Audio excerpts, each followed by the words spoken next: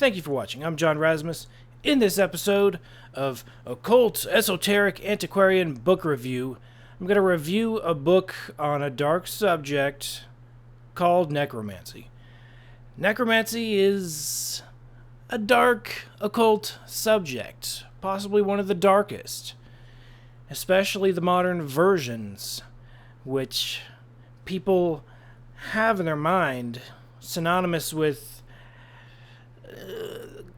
graveyards and actual dead bodies and stuff like that. Freaky stuff.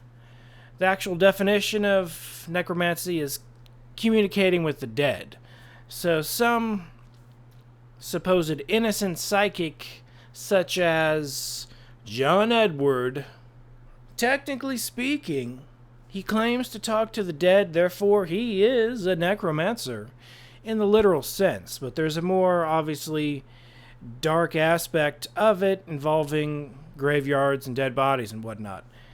And that has been popularized in recent years with video games. But I'm not going to talk about the popularization of the subject. I'm going to be reviewing a pretty obscure necromancy book entitled Necromantic Sorcery, The Forbidden Rites of Death Magic. Let's get it. It's right here on the shelf. I have it in plastic because it's a very expensive book. This is a leather edition. I'll take it out so you can get a better view of what it looks like. This is part 1 on my review of Necromantic Sorcery, The Forbidden Rites of Death Magic by Dante Abiel. He's part of the Become a Living God of EA Co-Editing Collective, but he left EA Co-Editing's Become a Living God, BALG, B-A-L-G, franchise. I guess there's a disagreement. Who knows why that is the case? Dante has a real name, and Dante is not his real name, but you can find that pretty easily. I'm not going to talk about that. I'm going to talk about the content of this book. Now, as far as the binding, it's very nice. It's very well bound. I believe it's pigskin. And the silver stamping is very nice. It has this very unusual looking occult symbol with a lot of different things going on. We have actual numerology type things going on right here, and they have meanings. Actually, my book, The Black Arts, has a section on the meanings of these dots. Some of them are feminine, some of them are masculine, and I haven't broken apart the whole thing, but this triangle is mentioned in the book. This is the darkest book I've ever read. I mentioned this on CW Chanter's Hangout, and here's a 5-minute clip of that Hangout, which describes this book being dark and describes my take on David Bowie possibly being inspired by it. So Brandon mentioned necromancy, a really dark subject. So I picked up this book on necromancy. I can't give you the title because I will reveal it in my video, but I don't want the price to jump up on eBay. That's why you'll see it. But I bought this book back in 2015 just to resell it because it's a really good book to buy and sell. I bought it for X amount, sold it for double, and I didn't read it because I didn't want to damage it. I wanted to keep it in mint condition. But for some weird reason, I wanted to buy it. So I bought it back at the same price I sold it at because for some weird reason, this book was calling me to read it, to do a video review. And I just finished reading it last night. And it's the darkest occult book I've ever read in my life. And it's really called dark what? Stuff. He's not Really- going to tell you. You'll see it in my video. You'll see in my video. Oh, I know he said that, but I was just trying to trip him up. Really dark stuff. We're talking burning animals alive. Heck.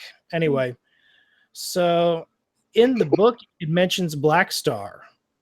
Ooh. And it mentions another quote from Bowie's Black Star song, an actual quote from the song besides Black Star. One page over, it mentions one of the lines from the song. And this book came out in 2014, early 2014. Black Star came out in late 2015. I think it's possible, theoretically possible, David Bowie read this book, and it's the book on necromancy, on death. He knew he was dying of cancer. And I think Bowie would have been into picking up a book like this. It's very expensive, so it would have been no object for him to pick it up. It may have, in some small way, inspired him to write the song. I don't know. But it mentions the soul exploding into a black star, and it mentions leaving your body, and it exactly quotes his song. And it's a very weird coincidence, but you'll hear about it when I talk about it. I'm going to do a review video and upload it pretty soon. Awesome. Have you reviewed other books by this particular author? Yes. I reviewed probably 2 books by this particular author. Now, let me ask you this. Now, here's an interesting. Now, I am a fan of this particular author. I think he's got an amazing energy. Yeah. And I've got a friend who I've just recently reconnected with, and my friend constantly makes fun of this particular author for having a day job, right? Yeah. Is it possible that the darkest occult book you ever read was written by a carpet cleaner? Well, to be honest, I have to admit, it's from his series, and he wrote the introduction, but it's actually one of the people he brought into his organization. And I understand his real name is less scary, and he was a carpet cleaner / he does other work. He paints. I'm sure he does regular thing and has a regular day job. I never hated on the guy. I was like, you got a day job, I got a day job. I think I'm finding my own religion. I got a day job. Guys from Ghost Hunters. Well, here's one of the books that he released, and he made, we're talking over $20,000 selling this book by himself. So I give props to the guy for grinding. Business. Let's start writing books, man. What the fuck are we doing? Let's publish books. You make a lot more money than YouTube videos. Yeah, that's it. Well, he had a very interesting method of publishing, though, for a self-publisher, going for the higher price. The nice Well, and then Amazon came along and took all the wind out of writing, pretty much. You know, that's been a hard road for authors since Amazon came along, and not to mention Amazon print on demand. Well, what he does is he puts his books in leather. So it's actual lamb skin or goat skin or pig skin. He makes high quality products that are worth $100+ bucks, you know. No, wow. Listen, you know what I mean? Hey, you know, it is, first of all, you know, like, it is what it is. I'm fascinated by the guy.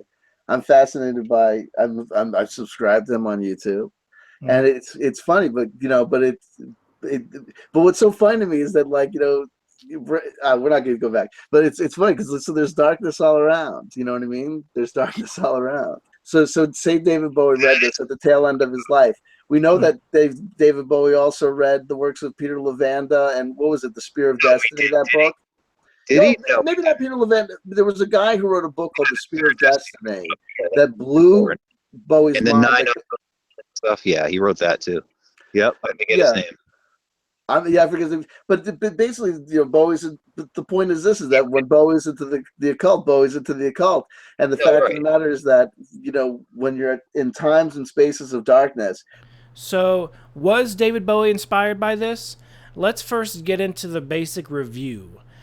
The book is dark, but it's not dark in a sense of E.A. Koetting's The Book of Azazel.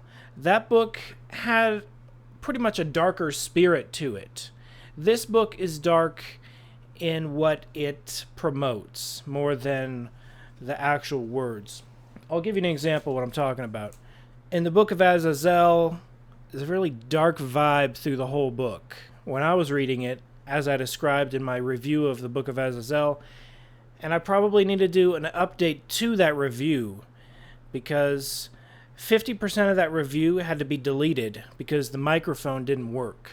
So stay tuned for part 2 on my review of the Book of Azazel. That book had a darker tone to it, but this book has darker words as it promotes...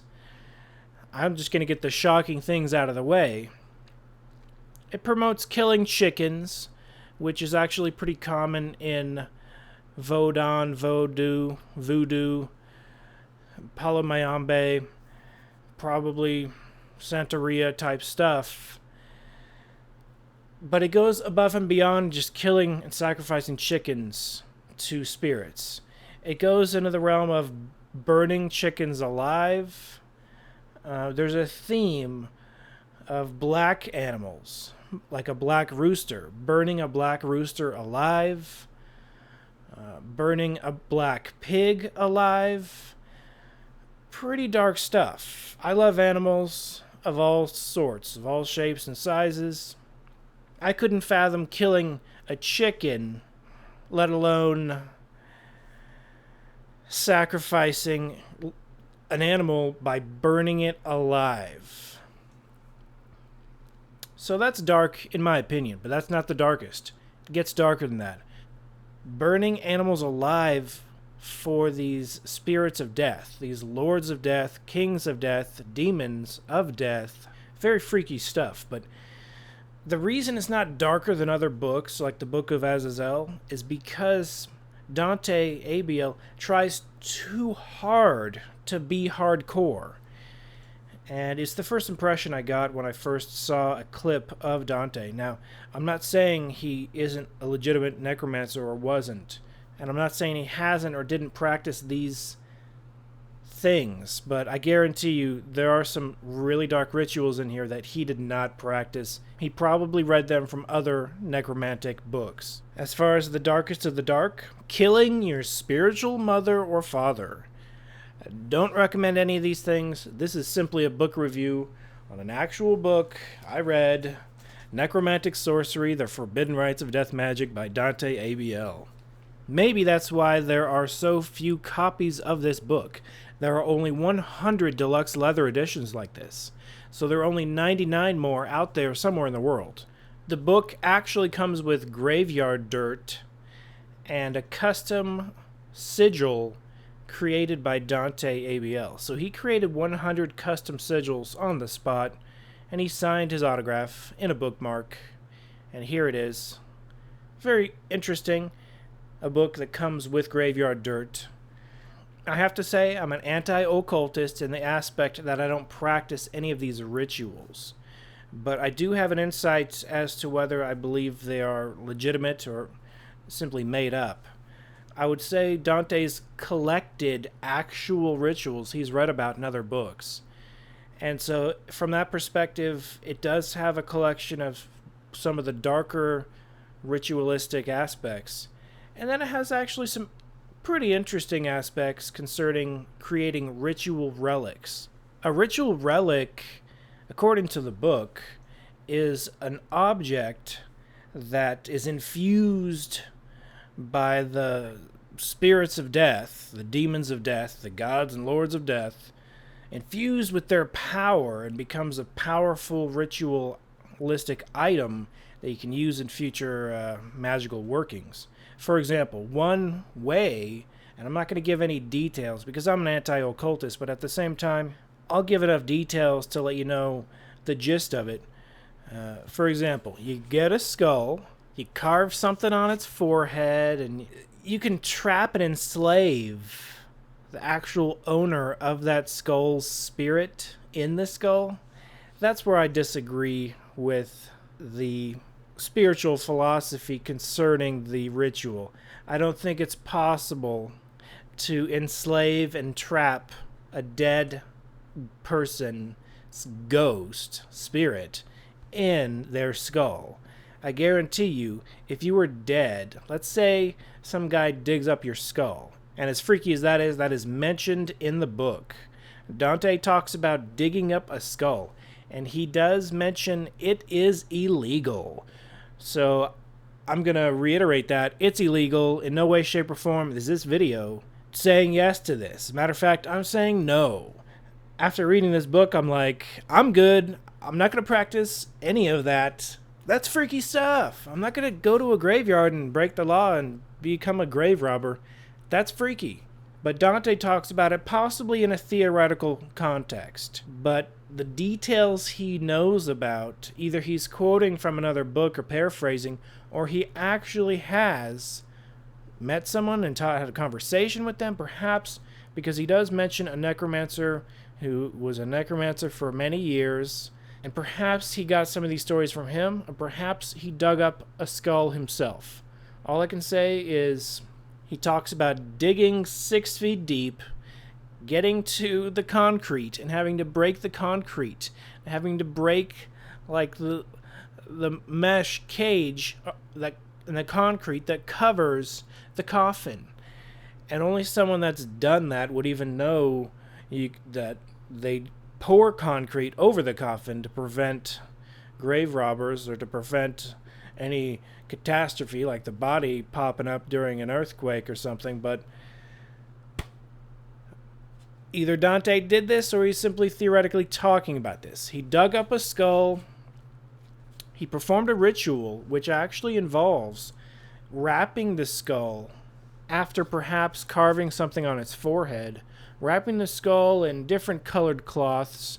I believe purple was the most popular color. Wrapping it up in a purple cloth, burying it in a graveyard. And that's a key aspect because I've heard in a few other places that demonic entities do, in some way, shape, or form, listen and communicate to people through burying objects in graveyards. I've actually heard that. I can tell you my perspective. If I was dead, I wouldn't hang around my graveyard. I'd be flying around outer space or flying around in the afterlife, flying around the spirit wonders, whatever spirits do. I'm sure they don't hang out at the graveyard 24/7, but demonic entities are different. I heard demonic entities delight in the death of humans. Perhaps that's why they love human graveyards so much. Demons aren't humans. They're evil entities that hate humans. And I'm not going to give any details, but Dante buried a skull. At least he talks about burying a skull, either theoretically or literally.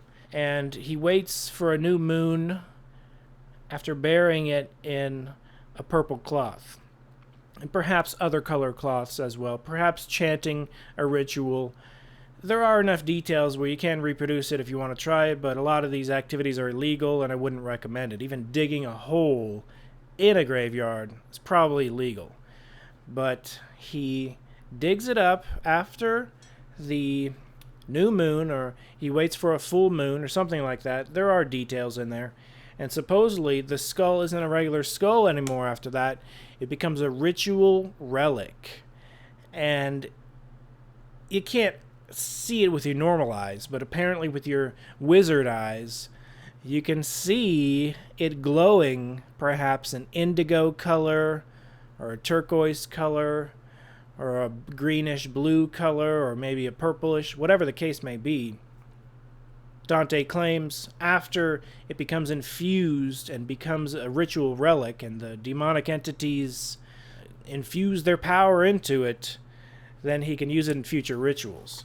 And that's something I've never heard of in detail. So that aspect was pretty cool.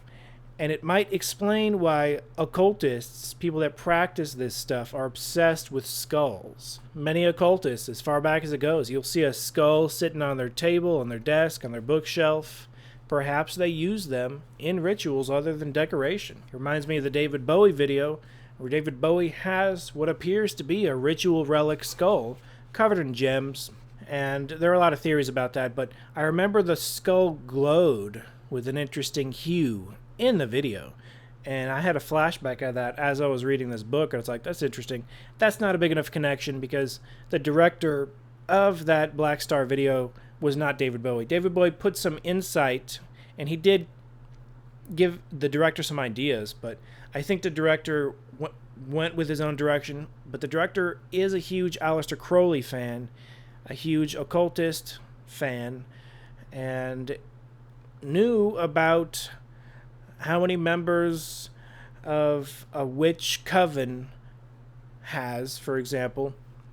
Tiny details that lets you know that he's definitely an occultist, and actually in interviews he admits that. But let's get back to the book. So ritual relics weren't simply limited to skulls. Daggers, knives, many different objects you can supposedly bury in a graveyard to turn into ritual relics for the purpose of necromancy or just simply sorcery, which I do not recommend. Remember, I'm an anti-occultist. I read this stuff. Believe it or not, I hear this information from both die-hard occultists, and I also hear this information on Christian YouTube channels. There's a very interesting African YouTube channel. The guy's African. All of his videos are testimonies from Africans, and it's translated into English. And I'm going to give a plug to this guy. I'm not sure if the stories are true, but they're very fantastical. And that is one of the few sources I have heard of burying objects in a graveyard, digging them back up, and some results, some sort of communication or infusing of power takes place between the human and the demonic entity. Very freaky stuff. As far as the darkest of the darkest of the darkest of the darkest, disclaimer, do not try this at home. Do not do this, period. This is not for kids. This is an adult book, most definitely. And you might even say adult entertainment. I know EA Quetting's website says this is for 18 plus or whatever. Probably because it's mature content as it promotes going to a graveyard naked. That's correct. Going to a graveyard with your clothes off in the middle of the night. Be prepared to get busted by the cops if you even attempt any of this stuff. But even if you're not busted by the cops, you probably don't want these demonic entities around you. If you go to a graveyard naked, whether you believe in demons or not, I guarantee you demonic entities are going to pay attention to you. They're going to be like, huh, is that human on bath salts? What's wrong with that human? Let's follow him home. They're going to think you're crazy. Demons are attracted to unusual human beings. If there's one takeaway from the movie Beetlejuice that I would say is pretty accurate. Winona Ryder's character in that movie, she could see ghosts. And they talked to her and they liked her because she was unusual and different. That's not always the case. If you dress in all black and happen to like a certain type of music, it's not guaranteed going to give you the ability to see ghosts or communicate with demons. But I can tell you one thing, I'm probably not the most normal person in the world. So what's the darkest thing in this book? What's the darkest, deepest, darkest thing? Disclaimer, what is the darkest thing in this book? The darkest thing in this freaking book is murdering humans. Murdering people. Don't do it. Highly do not recommend that. Has Dante done that? Has the real guy behind Dante done that? I seriously doubt it. Dante has probably not killed anyone, so I'm not reading this book and literally shaking in my boots. But it is freaky. Even though he's trying to over the top be freaky, it's still a little bit freaky. And still the darkest book I've ever read in certain contexts. Condoning murder of animals, very cruel ways to kill animals, and killing people. In the book, it condones killing your spiritual mother or father. But only if they say yes. So technically it's not murder. It is euthanasia. It is, I guess, a really old spiritual mother, a really old spiritual father. And guess what the method is that Dante recommends you do to kill your spiritual mother or spiritual father? He said it's not necessarily your birth parents. He said it's your spiritual mentor, mother, spiritual father. Oh, he says no big deal. Kind of like ISIS. You just chop their head off. While they're alive. No antiseptic. They're 100% awake. And they're like, ready to go. I'm willing, ready and willing for you to chop my head off. Let's do it. And that was It sounds like something from a dark necromantic book Dante read about, but maybe he heard it from stories. He clearly didn't do it himself. If he did, yikes, it's freaky stuff. Even if someone wanted me to kill them, and even if they're 105 years old, I'd say leave it in the hands of the professionals. I don't want to get involved in that process. Dr. Kevorkian, that's another story. But it gets even darker and deeper and darker than that. When you think you're at the end of the darkness of this book, when you think you're at the end, when Dante's like, you know what? Here's some other ritual stuff. And here's some cool stuff about the Mexican saint Mother of Death. And here's some information about, voodoo here, Vodon there, Paula Mayombe, yada, yada, yada. And you're like, okay, that's cool. And when you think he's like gonna end it on a nice note, like, oh, it's just beautiful communication with your loved ones, not a big deal. No, he has to drop the, oh, it's okay to kill babies at the end, near the end. It's okay to kill 3-year-olds, chop off their head and, oh yeah, eat their heart. Rip out the heart and eat it. In no way, shape, or form do I condone this. Do not do this. I'm not even sure this is a real ritual. But I have to admit, I did hear something similar to this ritual in one other place. And I'd rather not disclose where I heard that place. Okay, I'll tell you where I heard it. I heard it on a YouTube video. I heard it on a YouTube video a couple years ago. I wonder if Dante was inspired by the same video, or if he heard this information from somewhere or read it somewhere. Now, it's not necessarily unique. It might exist in some journalistic writings of Anton LaVey. It might exist in some journalistic writings of Aleister Crowley. At least I've heard both of those characters vaguely endorse such practices, but I've heard that from their haters. I haven't specifically read those details with my own eyeballs. So I will have my reservations about that until I get to the facts. I like to focus on facts, 100% facts. And I did hear about it in a YouTube video a couple years ago. But the details are sketchy. Could have been a hoax. I don't know. I will research it now that I came across it again in this book. Don't kill 3-year-olds. Don't kill anyone. Don't chop anyone's head off, whether they want you to or not. Highly do not recommend that. The scariest thing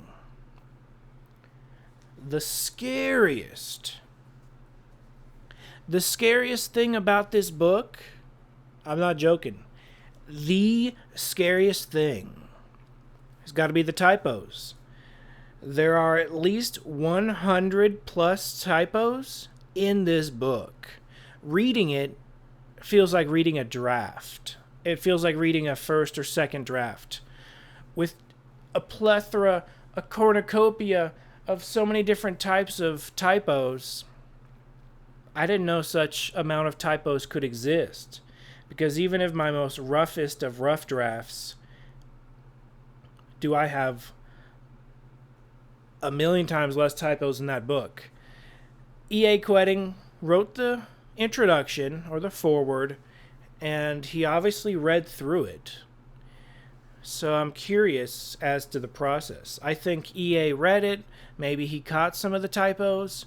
Maybe he said to Dante, hey, Dante, I noticed a couple typos here and there. And Dante's like, yeah, don't worry about it. I'll fix them. Don't worry about it. And EA's like, okay. Maybe a couple months go by, and EA's like, hey, you got that? Is the book ready? And Dante's like, yeah, man, it's 100% ready. And perhaps EA saw it after it was printed. He's like, hey, all these typos are still in the book. And perhaps that caused a fight, and maybe that's why Dante is no longer with Become a Living God, E.A. Quetting's publishing group. Maybe I just made that up, and maybe it's 100% fiction. Perhaps they separated on more positive ways, or maybe it's negative. I don't know. I have no idea. I don't know any details. And I have to admit, the beginning of this book is very captivating, and it draws you in. Pretty much just the first chapter has the story of Dante's father died, and it's one of the motivating factors of him wanting to communicate to the dead. He wants to say goodbye to his dad. And such a motivation is actually understandable. So he ritualistically summons his dad in a basement. And this goes along with one of my theories. His dad appears. He has a circle and a triangle, and it's all as ritualistically perfect as he knows how to perform. His dad appears in chains. And his dad is perhaps sad, and then the attitude changes to happy, and then it changes to laughter, and it changes to mocking his own son. And Dante admits that it's probably a demon taking over the ritual. But the thing is, in my opinion, demons will always pretend to be dead humans. Always. I would say if you see a dead relative and demonic energy or demonic messages, demonic imagery is coming through, appears to be a dead relative, I'd say there's a good chance, and these are extremely rare circumstances, but there's a huge chance it's a demon. Demons can shapeshift. Demons can mimic voices. They can mimic your face. How do they mimic so perfectly and flawlessly? Every human has a familiar demon and a guardian angel, a negative and a positive. There's an opposition in the universe concerning such things, whether you believe it or not. I believe it, but I have first-hand witness concerning the demon part. I've personally never seen my guardian angel, and it's probably because it's against the rules. Demons break the rules, angels don't. So that's why you're going to be more likely to communicate with a negative entity, because they don't follow the rules, and even if there is a rule, they're going to break it. It's just their nature.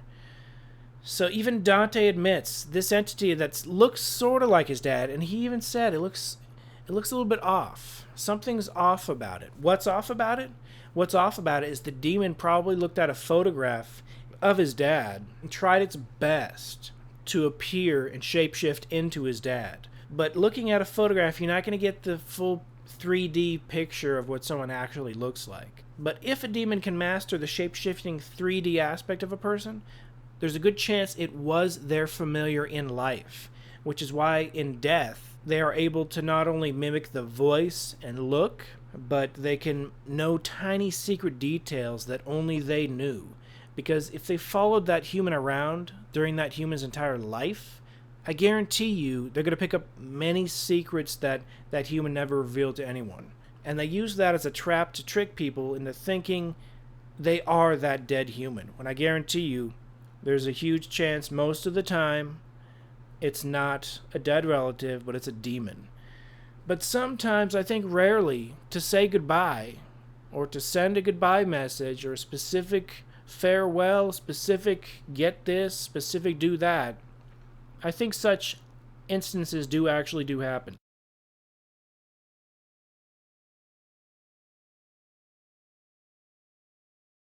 So I do believe in human ghosts. I know there are a few denominations here and there, a few sects out there that do not believe in human ghosts. But I personally do believe in human ghosts. And if I had to say, I believe I have had a few rare communications with human ghosts in my dreams. And a huge sign that it's an actual dead relative, they will try to use imagery and not actually talk to you. And perhaps they can talk to you, but from my experience, they tend to use symbolism because dreams are full of symbolism, and communicating through a dream, they would know that they have to use symbolism to really talk to you clearly. But that's what I have had first-hand experience with. Maybe I'll talk about that in the future. This is simply part 1.